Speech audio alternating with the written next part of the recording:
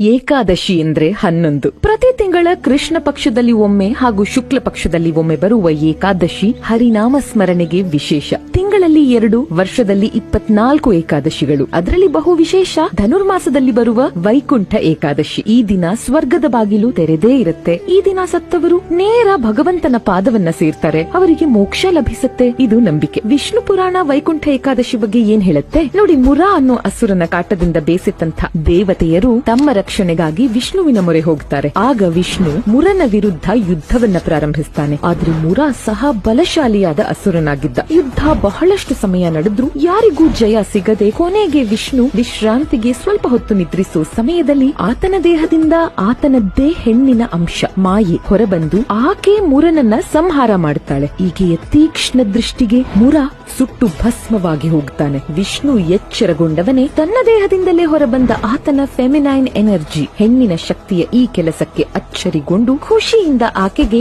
ಏಕಾದಶಿ ಎನ್ನೋ ಹೆಸರನ್ನಿಟ್ಟು ಆಕೆಗೆ ಏನ್ ಬೇಕೋ ಆ ವರವನ್ನ ಕೇಳಲು ಸೂಚಿಸ್ತಾನೆ. ನಾನು ಮುರನನ್ನ ಸಂಹಾರ ಮಾಡಿದಂಥ ಈ ದಿನ ನಿನ್ನನ್ನ ಆರಾಧಿಸೋ ಅಷ್ಟೂ ಭಕ್ತರಿಗೆ ವೈಕುಂಠದ ದ್ವಾರ ತೆರೆದೇ ಇದ್ದು ಅವರ ಪಾಪಕರ್ಮಗಳೆಲ್ಲಾ ತೀರಿ ಅವರಿಗೆ ಮೋಕ್ಷ ಲಭಿಸಲಿ ಅಂತ ಕೇಳ್ಕೊತಾಳೆ. ಹಾಗೂ ಅಂದಿನಿಂದ ಏಕಾದಶಿಯ ಕೋರಿಕೆಯಂತೆ ವೈಕುಂಠ ದ್ವಾರ ಸರ್ವರಿಗೂ ತೆರೆದಿರೋ ಈ ದಿನ ವೈಕುಂಠ ಏಕಾದಶಿ